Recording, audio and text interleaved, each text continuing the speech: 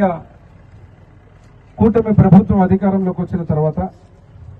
బడుగు బలహీన వర్గాలకు, ఎస్సీ ఎస్టీ మైనారిటీలకు, బడుగు బలహీన వర్గాలలో ముఖ్యంగా మత్స్యకారులకు సంబంధించి, బీసీ కార్పొరేషన్లకు సంబంధించి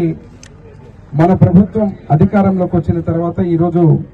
అనేక మందికి వెసులుబాటు కల్పిస్తూ మా యొక్క ఎమ్మిగనూరు నియోజకవర్గంలోనే ఒక 250 యూనిట్లకు పేద వర్గాలకు సంబంధించిన ఈబీసీలకు, అదే రకంగా బీసీ కార్పొరేషన్లకు ఏదైతే ఈ యొక్క ఆర్థిక పురోగతి కోసం వారి జీవితాల్లో లోన్లు ఇస్తామని చెప్పి విడుదల చేసినందుకు మా ఎమ్మిగనూరు నియోజకవర్గం తరఫున బీసీ సోదరులు, అదే రకంగా పేదరికంలో ఉన్న వర్గాలందరి నుంచి కూడా ముఖ్యమంత్రి వారు చంద్రబాబు నాయుడు గారికి ప్రత్యేక ధన్యవాదాలు తెలుపుతూ ఈరోజు మత్స్యకారులకు మీరు చూస్తున్నారు, ఈరోజు ఎమ్మిగనూరు నియోజకవర్గంలో ఉన్నటువంటి గాజుల దిన్నె ప్రాజెక్ట్ ఏదైతే ఉందో ఆ జీడీపీ ద్వారా మత్స్యకారులు బ్రహ్మాండంగా ఈ యొక్క వాటర్ బాడీలో మొత్తం కర్నూలు పార్లమెంటు మొత్తానికి ఏకైక రిజర్వాయర్ జీడీపీ. దాంట్లో మత్స్యకారులు ఉన్నటువంటి సొసైటీ ఏదైతే 350 చిల్లర సభ్యులతోటి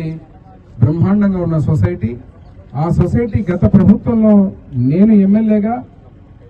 ముఖ్యమంత్రిగా చంద్రబాబు నాయుడు గారు ఉన్న రోజున ఏదైతే ఆ రోజున ఏర్పాటు చేసినటువంటి ఈ యొక్క ట్యాంక్స్, నర్సరీస్ కు సంబంధించినటువంటి ఏదైతే ట్యాంక్స్, అదే రకంగా ఈరోజు మళ్ళీ 25 లక్షల రూపాయలతో కొత్తగా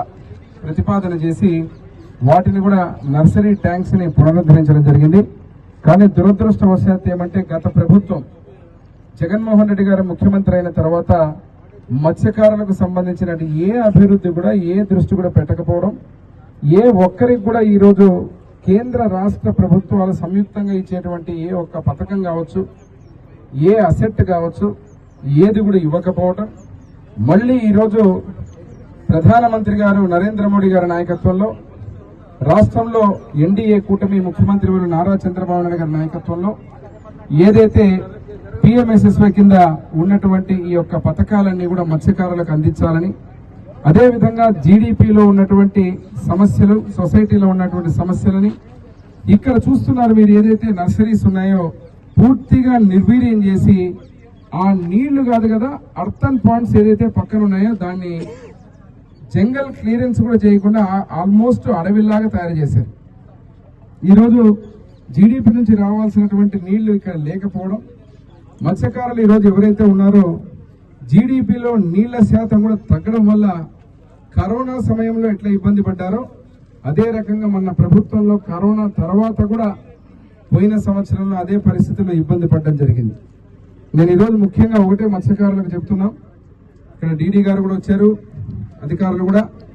ఇక్కడ గాజుల దిన్నె ప్రాజెక్ట్, ఎందుకంటే ఇది మన గాజుల దిన్నె గ్రామంకు దగ్గర ఉన్నటువంటి పంచాయతీ ఉన్నటువంటి జీడీపీ గాజుల దిన్నె హనుమంత్ గారు, మేము కూడా అందరూ కూడా సీనియర్ నాయకులు ఆ రోజు ఇక్కడ ఉన్నటువంటి దామోదర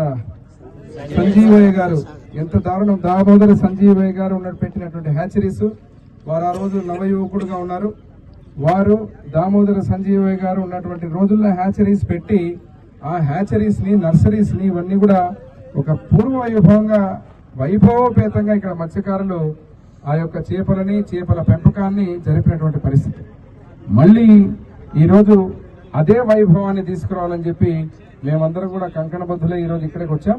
దీనికి సంబంధించి నేను గతంలో ఉన్నటువంటి నర్సరీస్ ఏవైతే తయారు చేశామో గత ప్రభుత్వంలో ఒక చుక్క నీళ్లు కూడా ఇచ్చిన దాఖలాలు లేవు. ఆ నీళ్లు ఇవ్వకపోవడం వల్ల, ఇన్ఫ్రాస్ట్రక్చర్ లేకపోవడం వల్ల మత్స్య శాఖకు సంబంధించిన ఏ అధికారులు కూడా పూర్తి స్థాయిలో ఈ యొక్క జీడీపీ కింద ఉన్నటువంటి మత్స్యశాఖ కానీ, మత్స్యకారులు కానీ ఎవరు కూడా ఒక కోఆర్డినేషన్ తో పనిచేయకపోవడం, గత ప్రభుత్వాల యొక్క నిర్లక్ష్య ధోరణి వల్ల సంపూర్ణంగా ఈరోజు సర్వనాశనం అవడం జరిగింది. మరి ఈరోజు మరొక్కసారి వాటి పక్క చూస్తూ మా కూటమి ప్రభుత్వం, ముఖ్యంగా నేను కూడా ఎమ్మెల్యేగా ప్రజల చేత ఆశీర్వదించబడి ఎన్నుకున్న తర్వాత ఈ యొక్క నర్సరీల పునరుద్ధరణ, అదేవిధంగా అర్థన్ పాయింట్స్ ఏదైతే ఉన్నాయో వాటన్నిటిని కూడా జంగిల్ క్లియరెన్స్ చేసి మళ్ళీ కూడా పూర్వవైపు వచ్చే విధంగా ఇటువంటి హ్యాచరీస్ కానీ, మత్స్యకారులకు ఒక కమ్యూనిటీ హాల్ కానీ, రానున్న రోజుల్లో జీడిపి ప్రాజెక్టు అత్యంత కీలకమైన టూరిజంలో, అదేవిధంగా అన్ని రకాలుగా ఒక నందనవనంగా ఈ ప్రాంతాన్ని మొత్తం తీర్చిదిద్ది పర్యాటకులందరూ వచ్చి జీడిపిని ఆహ్లాదకరంగా ఉండేటువంటి ఆ వాతావరణాన్ని సృష్టించి మత్స్యకారులకు ఉన్నటువంటి నర్సరీలు, అదే రకంగా ఏదైతే నీళ్లు ఉన్నాయో పైప్ లైన్ లేక ఇబ్బంది పడుతున్నాయో వాటిని పునరుద్ధరించి వారికి పూర్వ వైభవాన్ని తీసుకొస్తామని చెప్పి తెలియజేస్తూ వెంటనే అధికారులు కూడా చెప్పడం జరిగింది. వారికి కూడా దానికి సంబంధించిన డిపిఆర్లు తయారు చేసి వెంటనే ప్రభుత్వానికి పంపిస్తే ఖచ్చితంగా దాన్ని ఫాలో అప్ చేసి ముఖ్యమంత్రి వర్యులు, అదే రకంగా ఏదైతే సంబంధిత శాఖ మార్చులు మంత్రులకు వారి దృష్టికి తీసుకెళ్లి వెంటనే వాటన్నిటి కూడా శాంక్షన్ చేసుకొని వచ్చి మళ్లీ ఈ యొక్క ప్రాంతాన్ని మత్స్యకారులందరూ కూడా ఏ రకమైన ఇబ్బంది పడకుండా సొసైటీకి మళ్లీ పూర్వ వైభవం తెచ్చేలా ముందుకు తీసుకుపోతామని తెలియజేస్తున్నాం. నేను అడుగుతున్నా ఈరోజు పత్రికాముఖంగా, జగన్మోహన్ రెడ్డి గారు చాలా ఆశ్చర్యం అనిపిస్తూ ఉంటుంది. ఇటువంటి సంపదలన్నింటినీ కూడా బడుగు బలహీన వర్గాలన్నింటినీ కూడా 5 సంవత్సరాలు సర్వనాశనం చేసి 1.0 చూశారు. రానున్న రోజుల్లో 2.0 చూస్తామంటారు ఆయన. అంటే దాని అర్థం ఏంటి? ఈ 1.0 మర్చిపోవడానికి ప్రజలు ఇంకా సిద్ధంగా లేరు. ఇప్పటికే ఇంకా నీ కలలో రాత్రిపూట పీడకలల్లాగా మీ పాలన గుర్తొస్తుంది. ఇవన్నీ అభివృద్ధిని నాశనం చేసి కర్నూలు నుంచి కోడుమూరు నుంచి ఎమ్మెగ్నూరుకు రావాలంటే ఆ రోడ్డు చూస్తే చాలు 1.0 పరిపాలన ఎట్లుంటుందో అర్థమవుతుంది. ఈరోజు మళ్ళీ 2.0 పరిపాలన చూపుతామంటున్నారు. ఏం చూపుతారు మీరు? గత ప్రభుత్వంలో మీరు చేసినటువంటి సర్వభ్రష్టత్వాలు బడుగు బలహీన వర్గాలకు, ఎస్సీ ఎస్టీ మైనారిటీలకే కాకుండా అన్ని వర్గాలకు కూడా ఏమాత్రం కూడా ఇబ్బందులు పెట్టి హత్యలు చేసి దౌర్జన్యాలు చేసి ప్రభుత్వ ఆస్తులని అదే రకంగా అన్నింటినీ కూడా సర్వనాశనం చేసి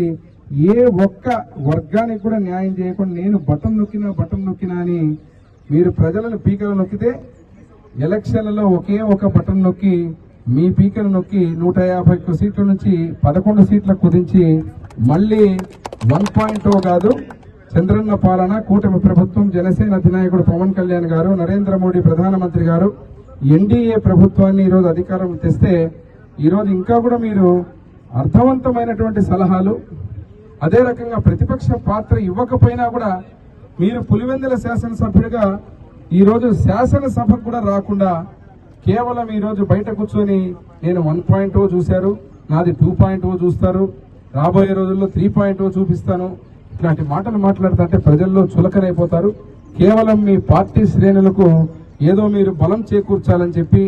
వాళ్ళలో ఉత్సాహం నింపాలని చెప్పి మీరు మాట్లాడే మాటలు రాష్ట్ర ప్రజలందరూ గమనిస్తున్నారు.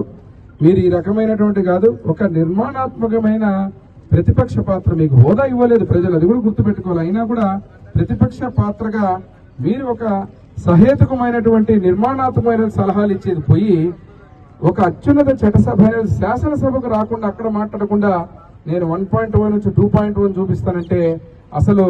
ఆ 2 గాని 1 గాని మొన్న 1.0 చూపించారంటున్నారు. రానున్న రోజుల్లో 0.0గా మిమ్మల్ని మళ్ళీ పక్కన పెట్టేసి రాష్ట్ర ప్రజలు శాశ్వతంగా మిమ్మల్ని సమాధి కట్టే రోజులు వస్తాయని చెప్పి తెలియజేస్తూ ఈ యొక్క మత్స్యకారులకు సంబంధించినటువంటి ఈ గాజుల దినలో ఈ యొక్క అభివృద్ధికి, ప్రతి ఒక్క సొసైటీ అభివృద్ధికి గాని వారికి వెసులుబాటు కల్పించాల్సిన అన్ని పనులను చేసి పూర్వ వైభవం తీసుకొస్తామని తెలియజేస్తున్నాం.